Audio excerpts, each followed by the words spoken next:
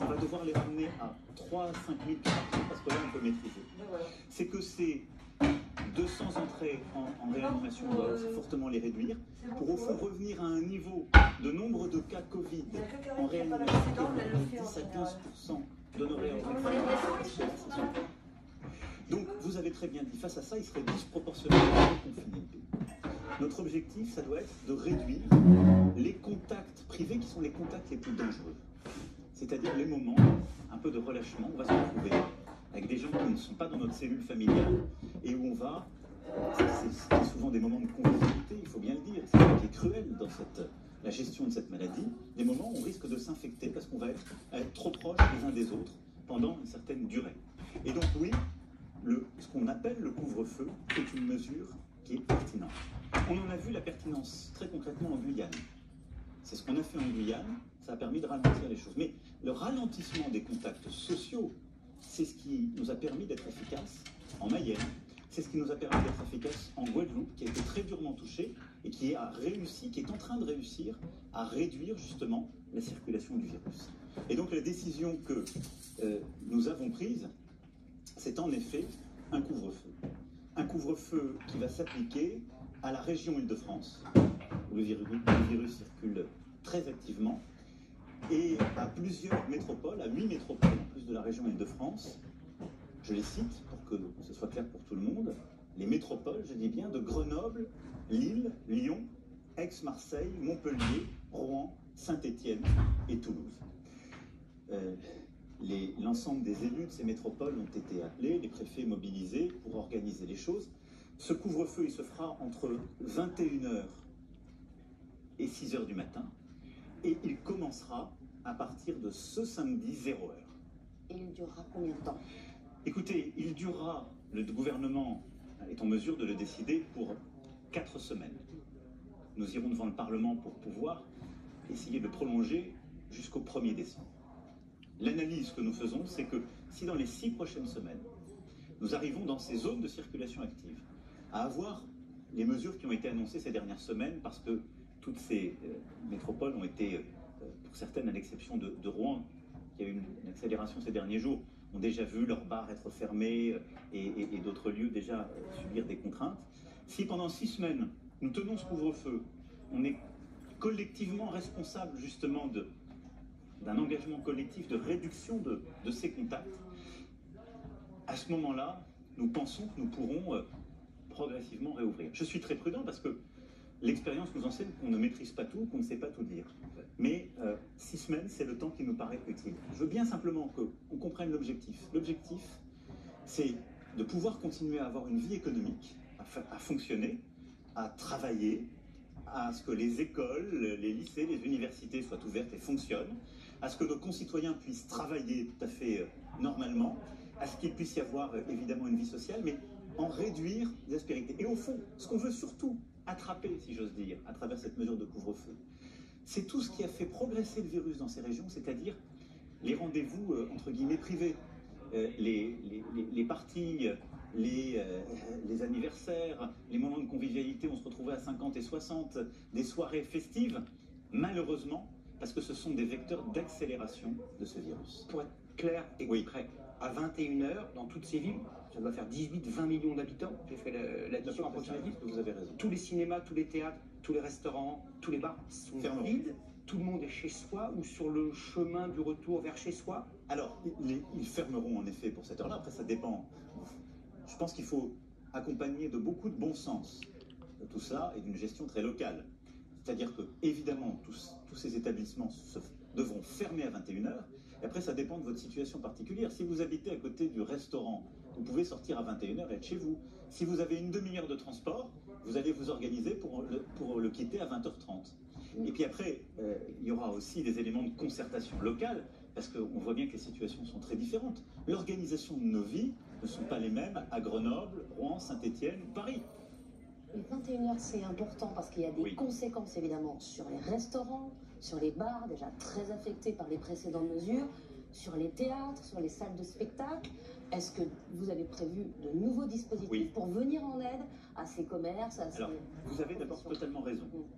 On va essayer d'aider au maximum, par exemple pour les théâtres, les cinémas, à pouvoir avoir des reprogrammations, organiser les choses pour pouvoir y aller un peu plus tôt. Je le dis parce que dans beaucoup d'établissements, les restaurants, les théâtres, les cinémas, on a conçu collectivement des règles qui font qu'on est très bien protégé.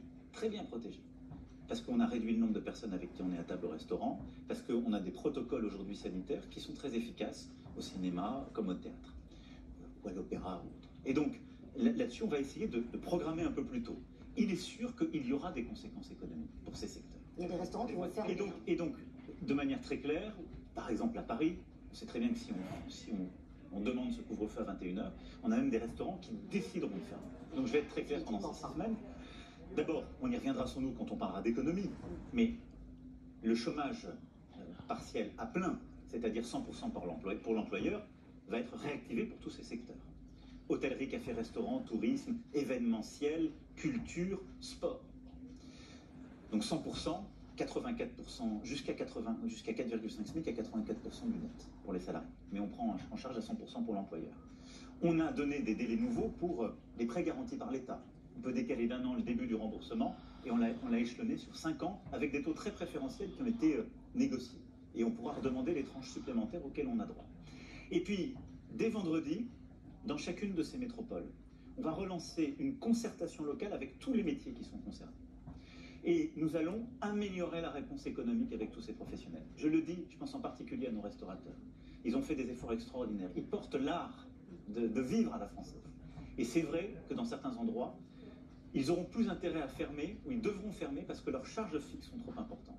Comment on améliore alors, et donc, justement la réponse ? Ça veut dire que très concrètement, on va mettre en place des dispositifs supplémentaires, parce que, de manière très claire, je ne veux pas que nos indépendants, nos TPE, nos PME, ferment, tombent en faillite à cause de ce couvre-feu comme c'était à cause du confinement. La vie économique fait que dans certains secteurs, on sait les conséquences qu'on a. On le voit aujourd'hui avec certains cas dont on parle à juste titre beaucoup.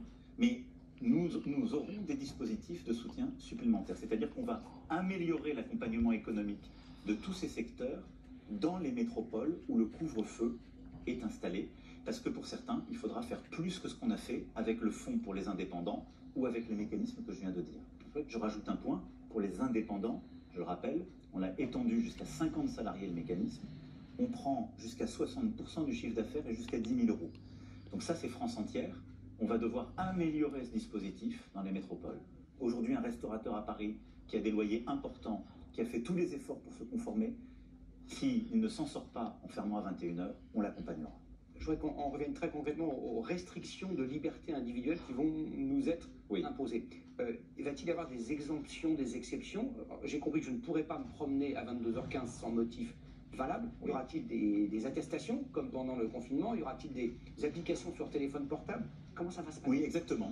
Comme ça, c'est-à-dire dès samedi matin 0. Dès samedi, donc c'est le travail qui sera fait dans les 2 jours. Il va y avoir des attestations dès samedi. Demain, le Premier ministre avec les ministres font une conférence de presse pour rentrer dans les détails, mais de manière très simple. Je l'ai dit, nous allons continuer à travailler.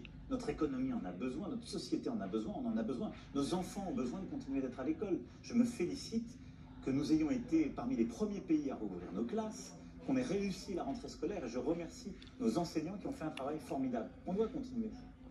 On doit continuer de pouvoir aller au travail dans tous les secteurs, pour soigner, pour faire tourner notre industrie, nos services. Et notre pays a besoin de ça. Moral, et puis pour financer le reste du modèle. Bon.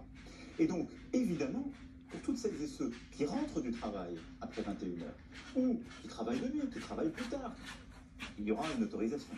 Pour celles et ceux qui ont des urgences, par exemple sanitaires, il y aura des autorisations. Donc on va définir les cas, là aussi, je dirais, de bon sens, qui permettront de circuler.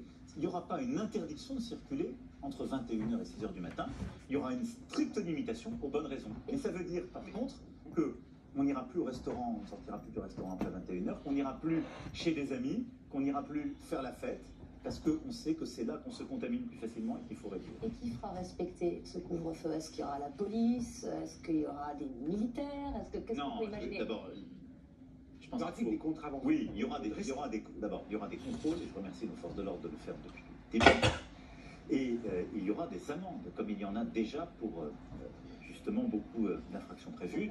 Donc ce sera une amende de 135 €, qui est celle qui prévaut pour aujourd'hui les masques ou les restrictions déjà quand il y en a qui sont observées.